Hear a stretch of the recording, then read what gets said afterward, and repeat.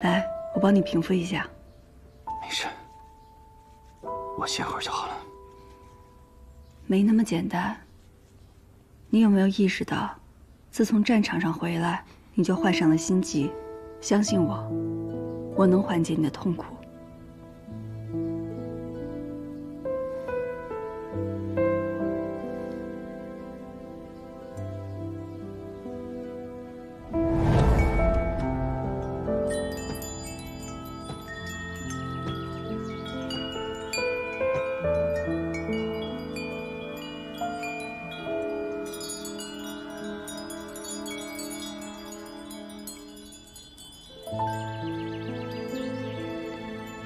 你在狼阳郡王府都打探到了什么2件事。让我来猜猜。李氏想让安康去做驸马，这样一来，武氏就少了一员大将，对吗？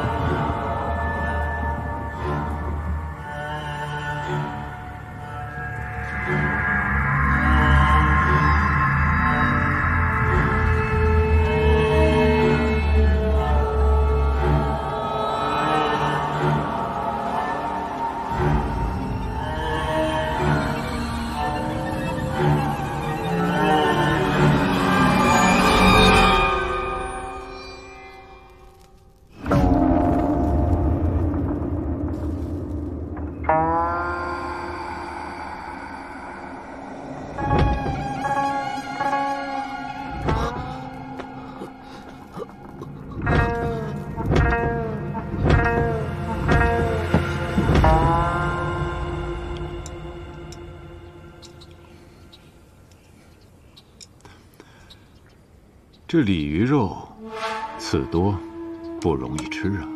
是啊，吃起来麻烦了些，不过其味道鲜美啊。海公若是想吃，我方可替海公剔刺，如何？哼哼，条件呢？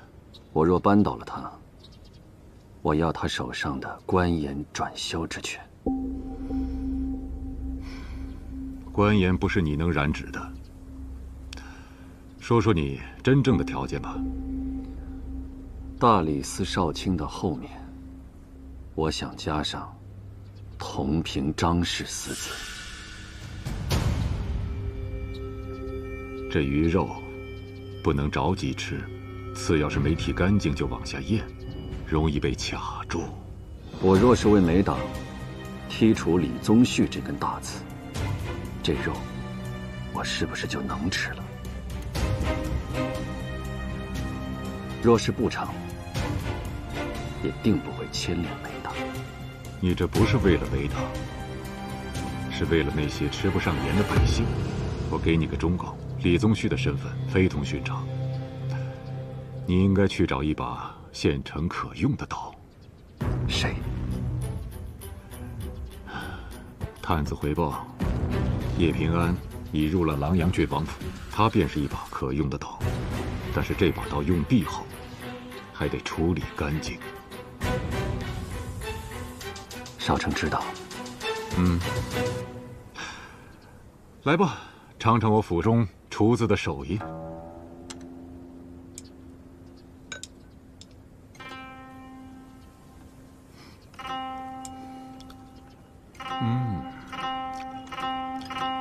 这鲤鱼啊，就是香。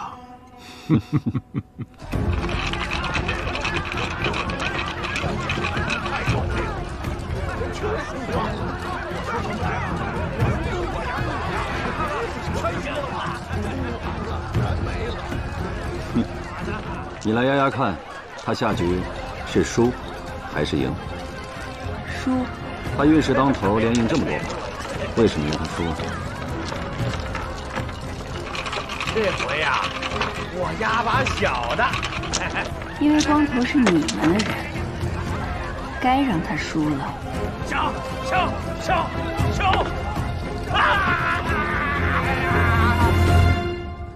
行啊，你挺厉害呀，现在都能到狼阳郡王府上看病了，缺银子？谁会嫌银子多啊？光是看着白花花的银子，我心情就好。说实话吧，他是不是你们的下一个目标？你不是很会猜吗？自己猜呗。哼，我就直说了吧，他，我也盯上了。不如，我们再合作一次。我已进入敌人老巢，你在哪儿呢？我为什么要跟你合作？相信我不说，你也知道，但凡你要接近他李宗旭，暗处就会有无数双眼睛盯着你。再说了，你在野，我在朝，对付李宗旭可没你想的那么简单。不就是个商人吗？能有多厉害？我不信。我告诉你，他李宗旭出身于……你套话。我从来不会轻敌，要不是发现此人奸诈不好对付，也不会收到消息就跑到你这赌坊来。不过，与其说是合作，不如坦诚点，是互相利用。是不是发现有被人利用的价值是件好事？能被我利用，是不是觉得很庆幸？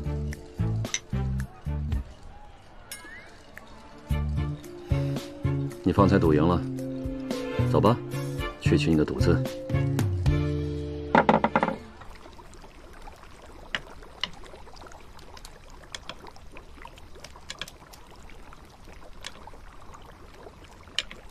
这袋官盐便是你赢的赌资。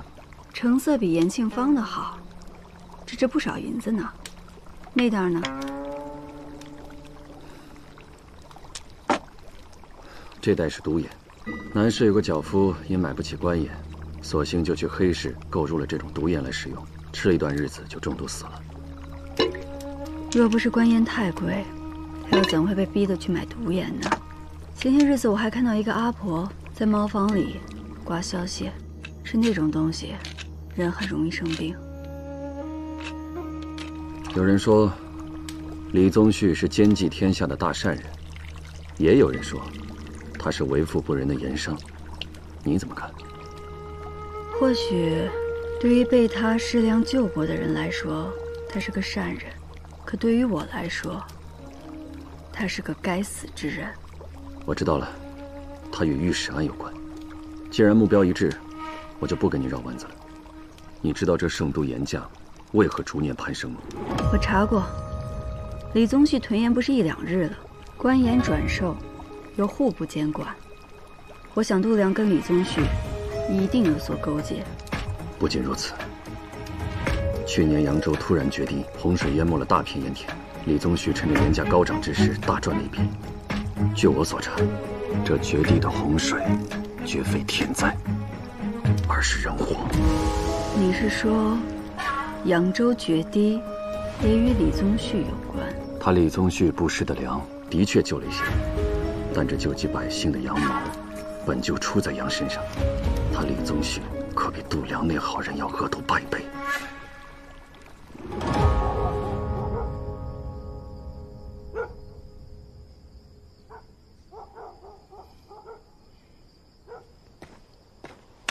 哎，好看。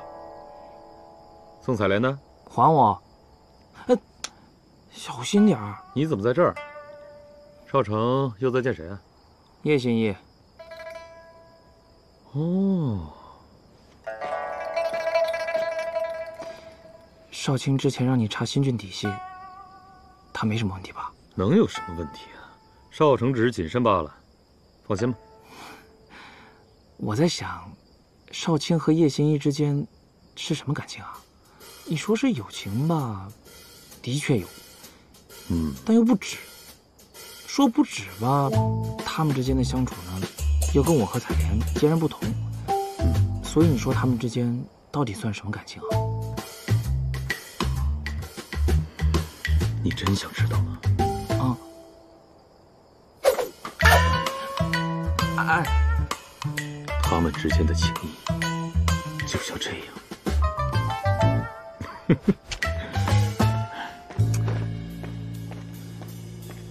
一点大哥样都没有。你突然暗查李宗旭，是因为梅党想对付他，还是你背后另有人授意？他想要拿下芒沟河道旁的地，用来开布坊。另外，他还要逐走在那里住了一辈子的芒沟人。芒沟开布坊，这不是他最终的目的。这也正是我想要查明的。另外，他操控圣都严驾，大理寺本就有责任盘查他。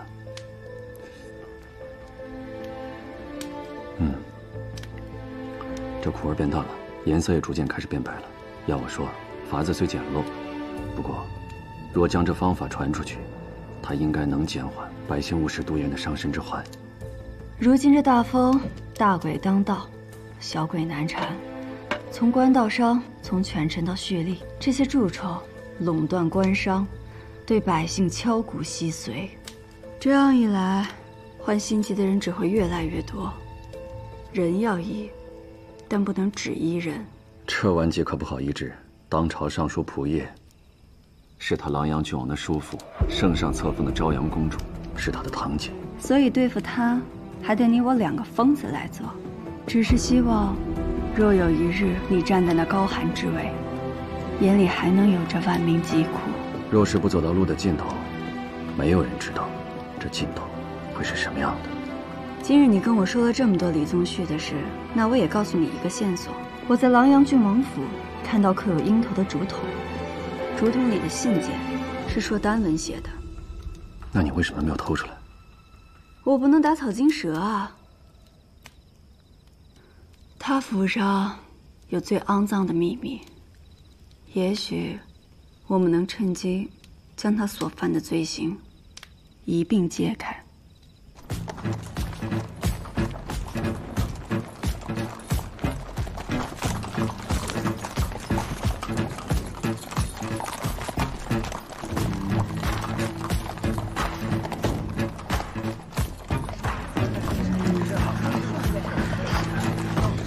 千万别再打仗了。是啊，好不容易才过上这太平日子。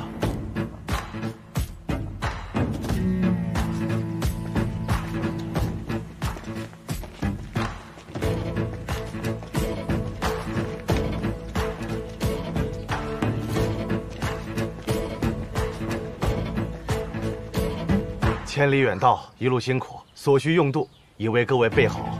今日请在此歇息，明日辰时入宫觐见。有劳了。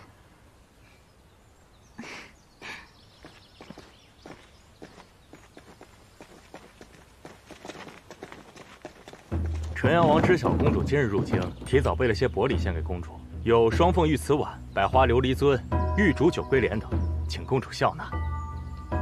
纯阳王有心了。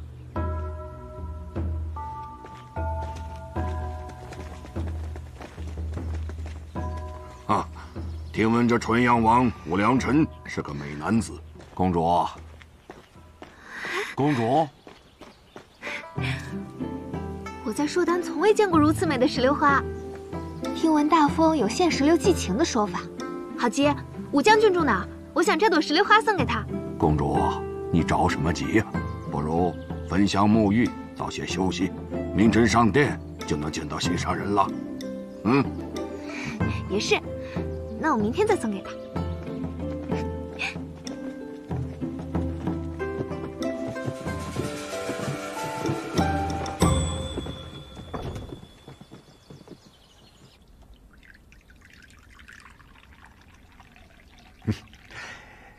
吴将军肯屈尊约我来此共饮，有什么话直说便是。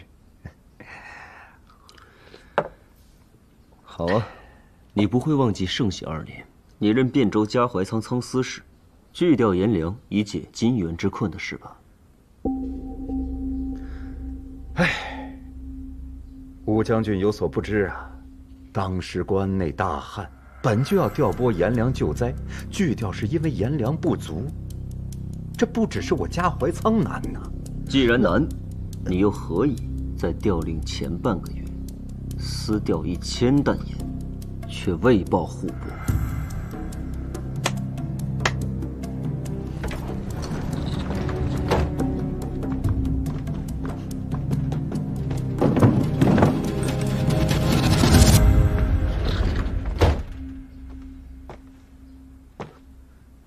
吴将军，你无权调阅各仓部书，私调部书是重罪。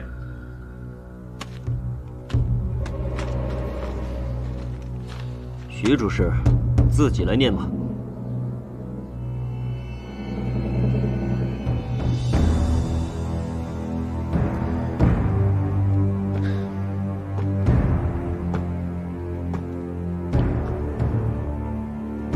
这可是武将军非要听的。好。圣禧2年腊月初3，着调盐350担赐威王李显，以奖其平叛之功，不入户。腊月26，着调盐500担交李宗旭转卖，所得银两入国库，不报户部。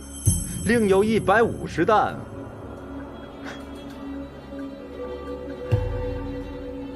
吴将军，这后面的就不用念了吧？这上面写的清清楚楚，皆是上意。我明白了，前朝时你们将这些烂账和公理绑在一起，这样一来，谁都查不了了。这不是你一个小小的主事便敢想便敢做的。吴将军可否体恤小官的难处啊？当时不是我不想调，是嘉怀仓无盐可调。若说征用军需，比我汴州有盐的大有人在。当时李宗旭的手中存了多少官盐？下官不知。武将军若想知道，不妨亲自去问。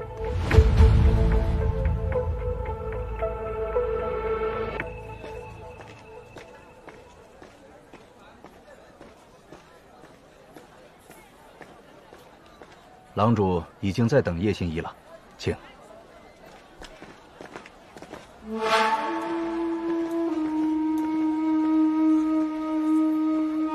将军，我们还进吗？不去了，走。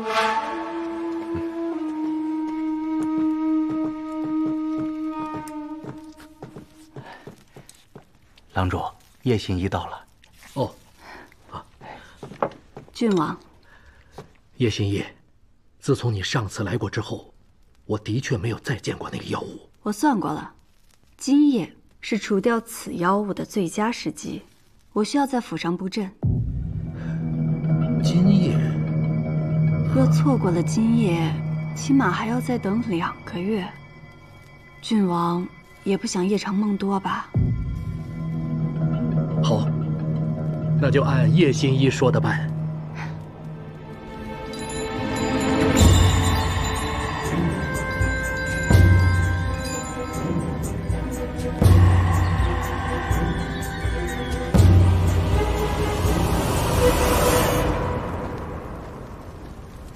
李管家，待会儿我会在这里布阵，天亮之前不许任何人靠近这里，否则阵法便会失效。明白，我这就去吩咐府中的下人。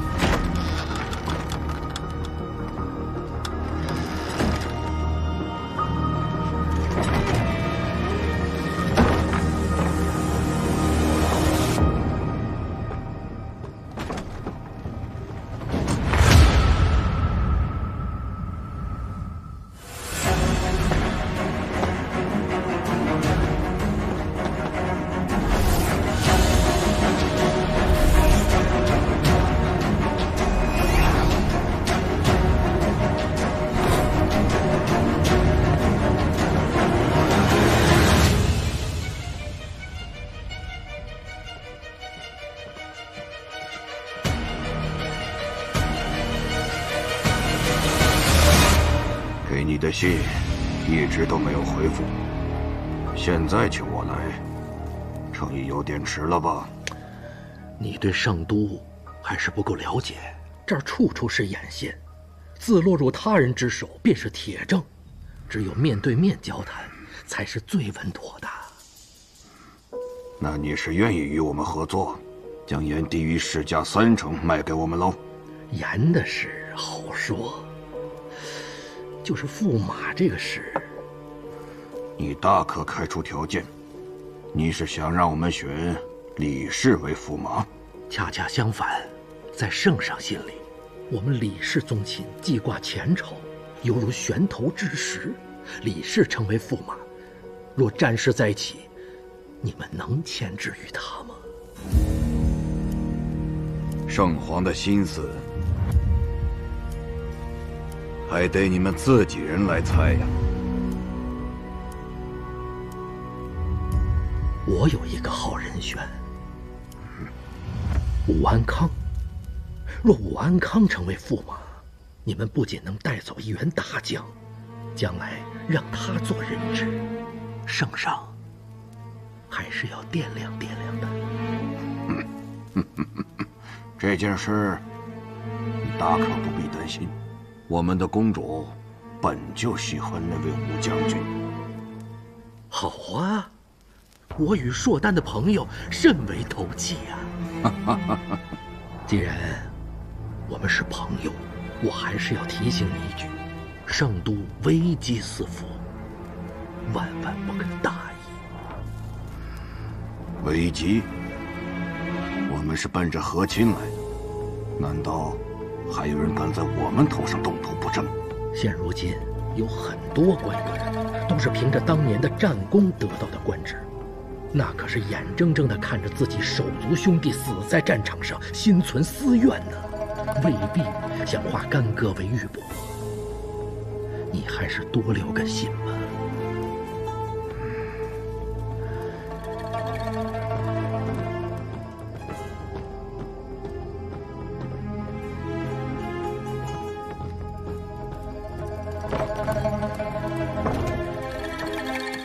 郎主，找几个死士扮成芒沟人，再找个准头好的弓箭手，在宴请使臣的夜宴上择机送。可要是使臣真有个好歹，那郎主和他们的生意也……只要这一箭能射出去，就能给芒沟人扣上一个刺杀使臣的大罪。能扯上芒沟，那必定是袁绍成指使的。可袁绍成……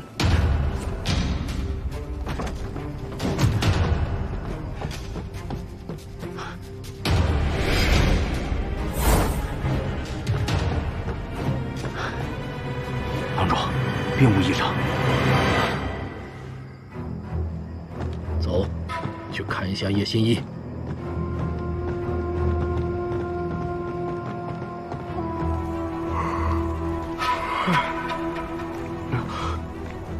郎主，按照您的吩咐，今夜一直盯着叶心一直在做法，没有离开过。好好看守。是。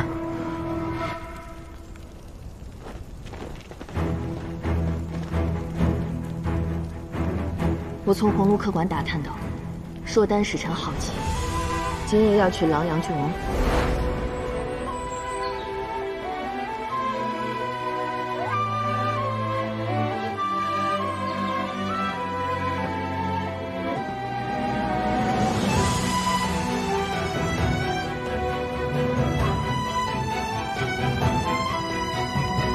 找几个死士扮成芒沟人，再找个准头好的弓箭手，在宴请使臣的夜宴上择机。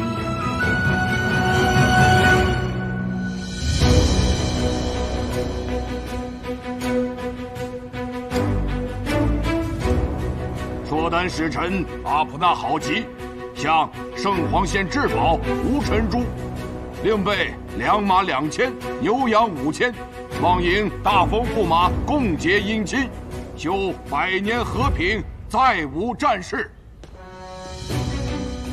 硕丹既有意结秦晋之好，我朝亦以胜礼相待。局着鸿胪寺有司3日后筹办迎使夜宴，结千秋之和。陛下，琅琊郡王李宗旭自请筹措此宴。他既为宗亲，其子钱昭亦在驸马人选之列，能有此心，也不失为好事。琅琊郡王欲为夜宴亲力亲为，必不会让朕失望。准奏。谢陛下。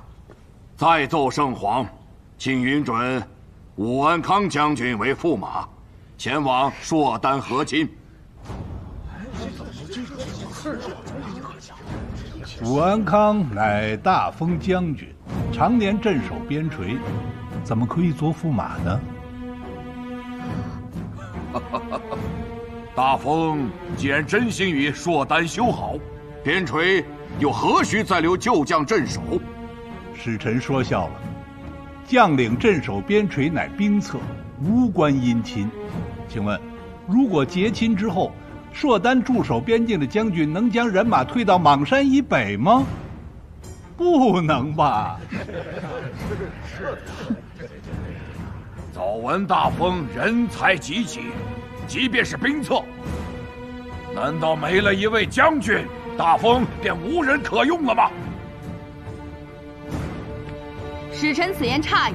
大封能文善武者多如林木，然嘉悦公主还未得见他们，使臣便钦点驸马。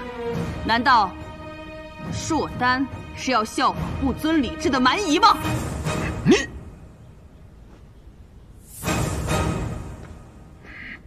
圣皇，其实这是我的心愿，我求了阿塔许久，他才准我跟来，就是想来看看你。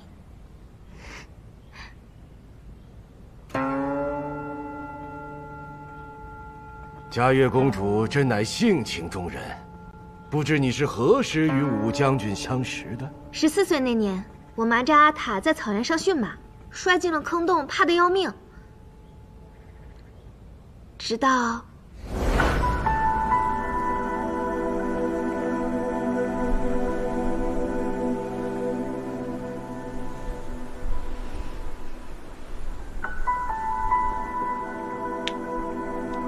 后来我才知道，他是大封的将军。我看到武将军在马上威风凛凛，就连天山之巅的雪，也没有他耀眼。圣皇，我不想要别人，就想要他。既有如此缘分，嘉悦又重情义，朕岂能不成人之美？可礼制不可废。大封宗室好男儿众多。我记得纯阳王武良臣德才兼备，形貌俊美，嘉悦不妨一见。夜宴上就让各宗亲拟选驸马一并出席吧。康平王，你说呢？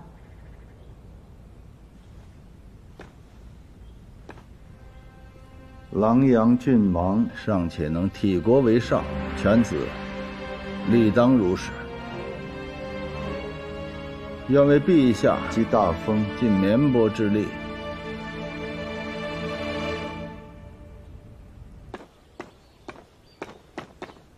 哎，少成，那个在圣都当官的硕丹人叫散骑常侍什么来着？散骑常侍史比纳。啊，对，按你说的，我因史比纳的赌疯输了一大笔钱，再替他还上，这给他感动的，跟我称兄道弟的。趁机我让他引荐你跟郝吉见面，他已经办成了。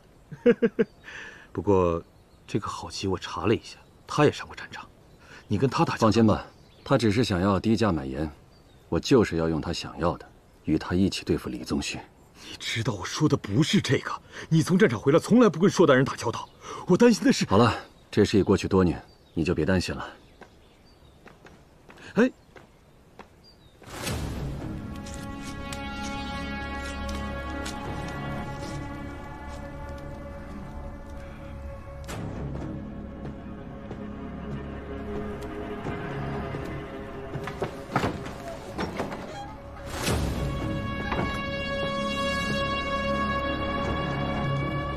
你就是散骑常侍史必纳向我引荐的大风勇士。我看他在圣都待了几年，这眼睛都变瞎了。何出此言？你上过战场？好眼力。战场我也上过，上过战场杀过人的，身上的味道不一样。你手上沾过硕丹人的血，还靠这个做了官，对吗？中原有句话，叫“昨日种种，譬如昨日死；今日种种，譬如今日生”。在下已经将昨日的所有，全部都留在了战场上。今日我来，就是想交个朋友，聊笔生意。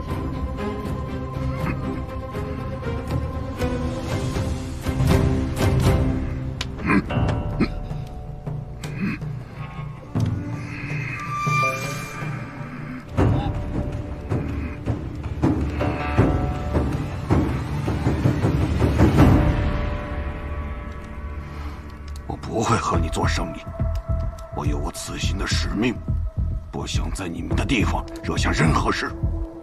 我知道你，我话就直说了，我不喜欢你这样的人，离开这间屋子，离开！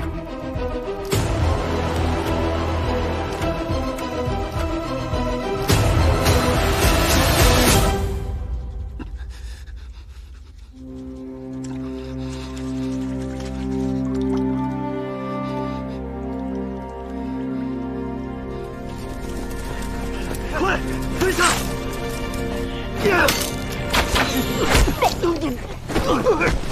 上场！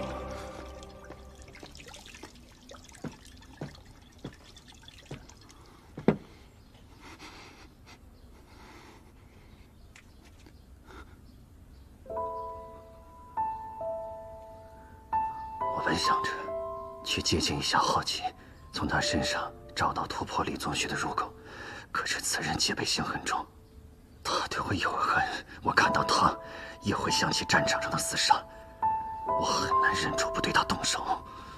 安康叫的倒是亲热，可那日在万国乡，他对你的态度并不友好。5年前，金元之战，我们曾一同作战杀敌，太久没见，他以为我变了而已。另一件事呢？李宗旭想在夜夜上刺杀使臣，嫁祸给你。好啊，利用破坏2族和睦的罪名，将我除掉，这样既能拿走芒沟的地契，又能再造武士。哎呀，你的麻烦那么大，我还愿意跟你合作，你真该感到庆幸。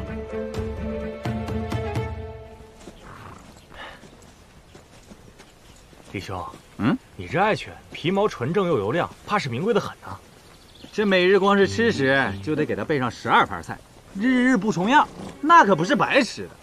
像是他最爱吃的那个萧灵志，我都让下人变着法儿的给他做。那萧灵志可得取雀舌，和羊羔的新鲜肉一同烹制。李兄，不愧是家世显赫呀！是呀，李兄，你这爱犬在五方训练已久，况且啊，我朝大宴一向重寿宴，这象戏马戏皆是一绝。若是李兄能在此次夜宴之上展示这犬戏的话，定能大放异彩呀！是啊。哎呀，看我这狗啊，连平日都令我头疼的很。让他安静他就叫唤，让他往西他就往东，更别谈配合什么犬戏。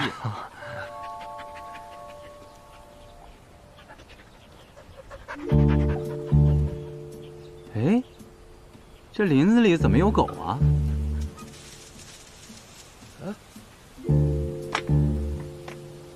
走，上去看看。走。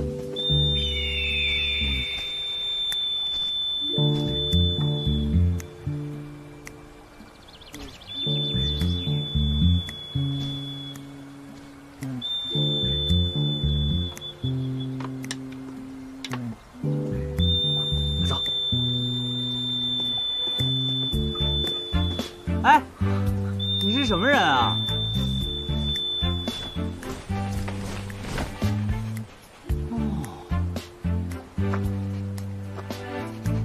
自然是驯兽之人。驯兽之人，我看你即便有些驯兽的本领，怕是也抵不过五方的那些驯兽师吧？就是啊。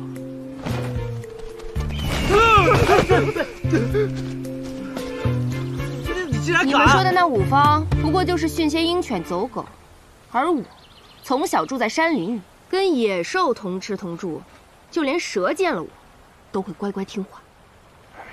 这训些鹰犬走狗，这听着怎么像骂人呢？二位，不如就先回吧。啊，咱们下次再聚。啊，李兄告辞。哎，告辞。你可知我是谁啊？我哪知道你是谁啊？想话别半句半句往外蹦。我父亲乃是琅琊郡王，圣都的第一富商，你可别把我看成什么寻常的纨绔子弟啊！我跟他们才不一样。你们有钱人说话都这么绕吗？就不能一口气说完呀？啊，嗨，行，那我就有话直说了。我呢，一直想着尽早帮着家父打理生意，可又不知该如何讨他老人家的欢心，正为此事伤脑筋呢。讨人欢心不容易吗？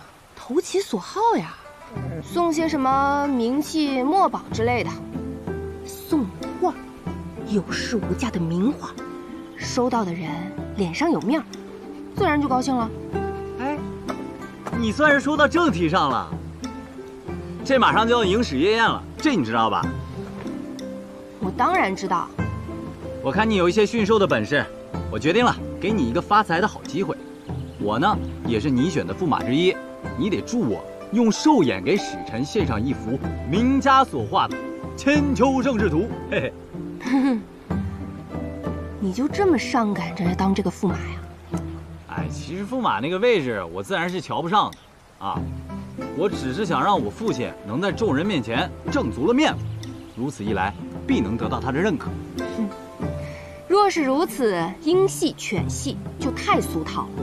何不给他更大的惊喜，来一出凤凰献瑞？凤凰献瑞，哪里来的凤凰们？白弦你听说过吗？白弦通体雪白，尾长似凤凰。到时候你把画放在锦盒里，我让白弦衔盒而上，向使臣进献降物。白弦。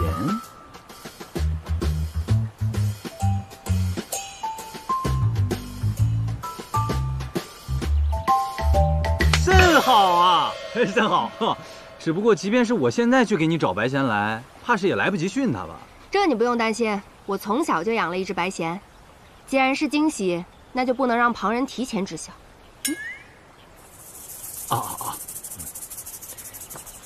兽眼一事切记保密，连你父亲都不要说。我明白。哎，那个今日所见之事，敢透露出去一个字，我割了你们舌头。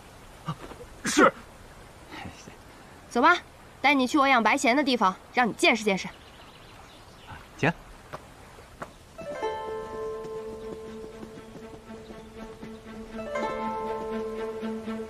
弄到白弦